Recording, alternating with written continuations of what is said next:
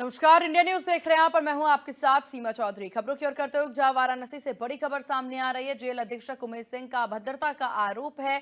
उमेश सिंह की अब बढ़ सकती है मुश्किलें, जहां पूर्व डिप्टी जेलर मीना कनौजिया की बेटी ने तहरीर दी है। उमेश सिंह के खिलाफ थाने में तहरीर दी गई है। वाराणसी के लालपुर पांडेपुर थाना तहरीर अपने अधिवक्ताओं के साथ पहुंची मीना कनौजिया। बेटी भी रही मौजूद। मां के साथ हुई अभद्रता का मुकदमा दर्ज कराने पहुंची थी ये पूरा मामला, जहां एफआईआर दर्ज होने के बाद उमेश सिंह की मुश्किलें बढ़ सकती है। छेड़खानी और एसटी/एससी में दर्ज हो सकता है मुकदमा।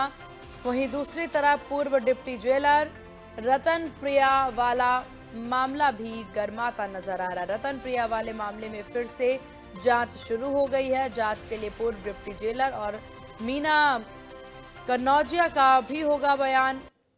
एक साथ कई मुश्किलें उमेश सिंह की बढ़ती दिख रही है।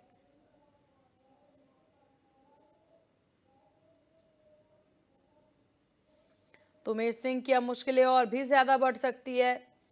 पूर्व डिप्टी जेलर मीना कनौजिया की बेटी ने तहरीर दी।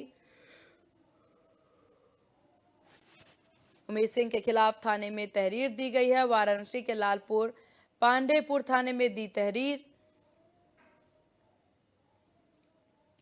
तो जेल अधीक्षक उमेश सिंह पर अभद्रता का आरोप। उमेश सिंह की अब बढ़ सकती है मुश्किलें।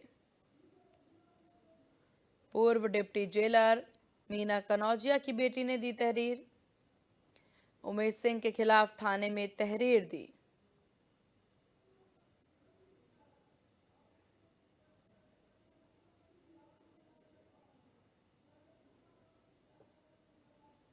तो जेल अधीक्षक उमेश सिंह पर अभद्रता का आरोप।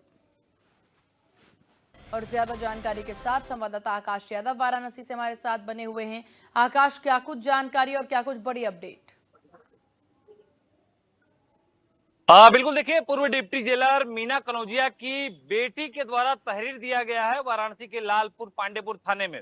हालांकि यह तहरीर दोपहर को ही दिया गया है, लेकिन अभी भी मुकदमा दर्ज नहीं किया गया है। हमने अभी वहां के थाना अध्यक्ष विवेक पाठक से संपर्क भी साधा। उनका कहना है कि पहले जांच किया जा रहा है, हम उच्च अधिकारियों से समझ लेंगे, उसके बाद एफआईआर दर्ज होगा। तो अब जांच की बात सामने आ रही है। जांच के बाद एफआईआर दर्ज करने की बात सामने आ रही है। चूंकि 2 दिन की छुट्टी लेने के बाद मीना कनौजिया बनारस पहुंची थी, अब वो कल लखनऊ जाएंगी। कल लखनऊ डीआईजी ऑफिस में बयान भी होना है। यह बयान 2 तरीके से लिया जाएगा। पहला तो रत्न प्रिया, जो पूर्व डिप्टी जेलर बनारस में रह चुकी है, उनके मामले में बयान होगा। उसके बाद दूसरा बयान जो होगा वो मीना कनौजिया के मामले में बयान होगा। तो 2 जो फाइलें हैं जो चल रही हैं, पहला तो मीना कनौजिया का है, दूसरा रत्न प्रिया का है। दोनों पहलुओं पे जांच चल रही है। इन जांचों पे बयान भी होना है। हालांकि उनकी जो बेटी है नेहा, वो बनारस रहेंगी। यदि थाना प्रभारी के द्वारा एफआईआर दर्ज किया जाता है तो वो रिसीविंग लेंगी। यदि नहीं एफआईआर दर्ज हुआ है तो जो जानकारी मिली है वो उच्च अधिकारियों के पास जाएंगे, उनके पास भी अपनी बातों को रखेंगी। बिल्कुल, हालांकि अब इस पूरे मामले में कई तरह से एंगल जो है वो नजर आ रहे हैं और उमेश सिंह की मुश्किलें लगातार बढ़ती ही जा रही है।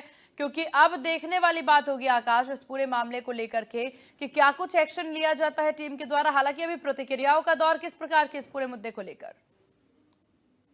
देखिए, पूरा चर्चा केवल बनारस में नहीं, पूरे प्रदेश में ये चर्चा गरमाया हुआ है। क्योंकि उमेश सिंह को पहले तबादला कर दिया गया है। अभी भी जो कह रहे हैं कि इतना बड़ा आरोप लगा है, उनको पहले सस्पेंड करना चाहिए, तबादला नहीं करना चाहिए। उन्हें एक जगह से दूसरी जगह प्रभार दिया गया है। लेकिन जो आधिकारिक जानकारी मिली है, उनका यह कहना है कि अभी जांच चल रहा है। जांच में यदि दोषी पाए गए तो उमेश सिंह को सस्पेंड नहीं, बर्खास्त किया जाएगा। क्योंकि उनके पास जो नौकरी है, उनकी 2 महीने की नौकरी बची है। इसके बाद वो खुद रिटायर्ड हो जाएंगे।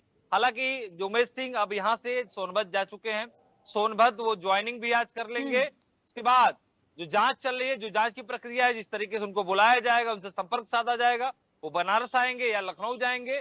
जो आरोप उन पे लगे हैं, उन आरोपों का बयान देंगे। एविडेंस सब मायने रखता है। एविडेंस में जो क्लियर होता है, यदि लगता है कि उमेश सिंह दोषी हैं तो निश्चित तौर पे कार्रवाई भी होना ठीक, तय है, क्योंकि कार्रवाई लंबी हो सकती है इनकी। चलिए, आपका बहुत शुक्रिया आकाश तमाम जानकारी साझा करने के लिए।